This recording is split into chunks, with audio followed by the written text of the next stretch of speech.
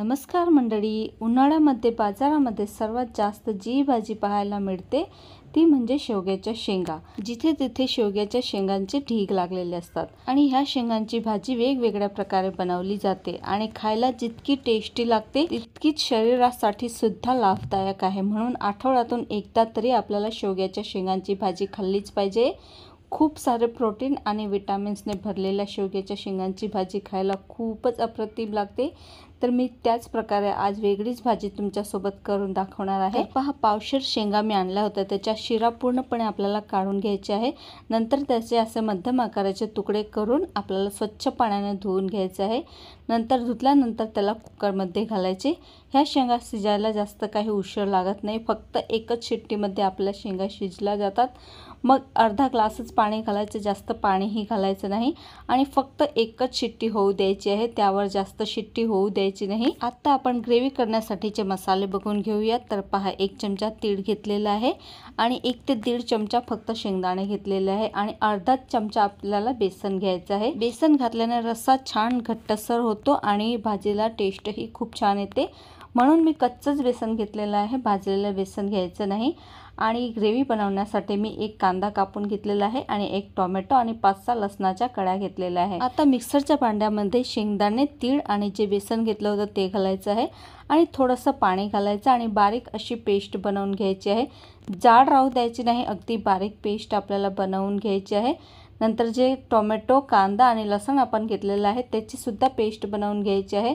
तर पहा, दोन्ही पेस्ट मी रेडी करून घेतलेले आहे। तर पहा, शेंगदाणे आणि तिळाची पेस्ट अशा प्रकारची पांढऱ्या कलरची होईल आणि ही आपली टोमॅटो कांद्याची पेस्ट सुद्धा रेडी आहे आणि शेंगा सुद्धा मस्त शिजलेल्या आहेत।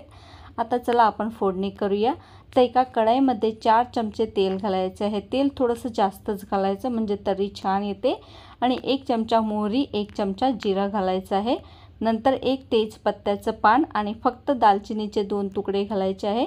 नंतर जी टोमॅटोची पेस्ट केली होती ती सगळी पेस्ट घालून द्यायची आणि मस्त मिक्स करून घ्यायचं आहे। त्यानंतर तीळ आणि शेंगदाण्याची पेस्ट सुद्धा यामध्ये घालून घ्यायची आहे आणि छान असं मिक्स करून घ्यायचं आहे। ह्या मसाला भाजायला थोडासा वेळ लागतो, म्हणून ह्यामध्ये आपण कच्चं बेसन वापरलेलं आहे, म्हणून अगदी 2-3 मिनिटापर्यंत झाकण ठेवून याला छान असं भाजू द्यायचं आहे, म्हणजे बेसनाचा सुद्धा कच्चेपणा निघून जाईल आणि शेंगदाण्याचा सुद्धा कच्चेपणा निघून जाईल। झाकण उघडल्यानंतर मस्त असं मिक्स करून घ्यायचं आहे। त्यानंतर पहा, 1 चमचा मी गरम मसाला घेतलेला आहे, अर्धा चमचा हळद घेतलेली आहे, 1.5 चमचा धणे जिरे पूड आणि 1.5 चमचा लाल तिखट घेतलेलं आहे।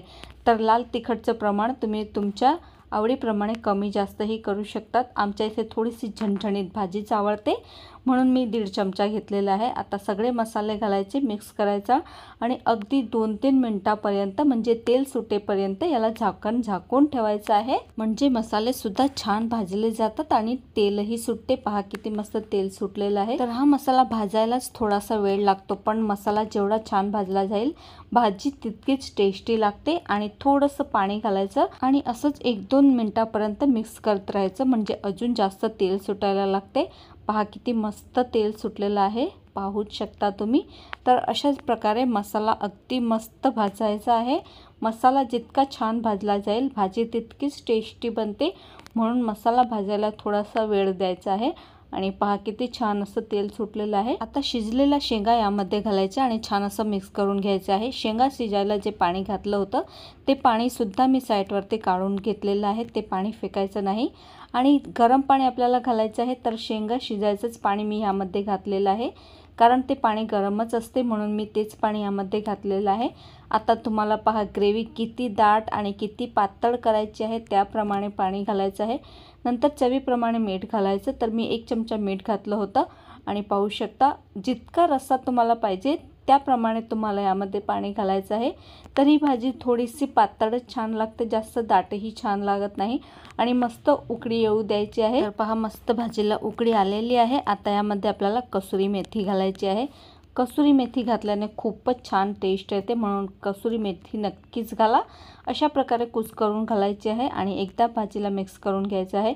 पहा, या प्रकारे मी रस्सा ठेवलेला आहे, तुम्ही तुमच्याप्रमाणे दाट किंवा पातळ रस्सा ठेवू शकतात।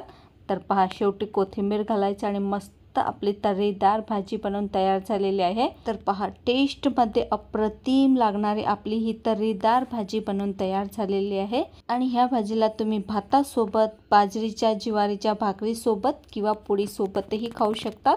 खूपच टेस्टी अशी ही भाजी लागत असते, म्हणून एकदा नक्कीच बनवून बघा। आणि कांदा खोबरं भाजून तर आपण नेहमीच भाजी बनवत असतो, पण आज मी वेगळीच भाजी तुम्हाला बनवून दाखवली। तर तुम्हाला कशी वाटली मला कमेंट करून नक्की सांगा। आणि व्हिडिओ जर आवडला असेल तर व्हिडिओला लाईक करा, शेअर करा आणि चॅनलला सुद्धा सबस्क्राईब करायला विसरू नका।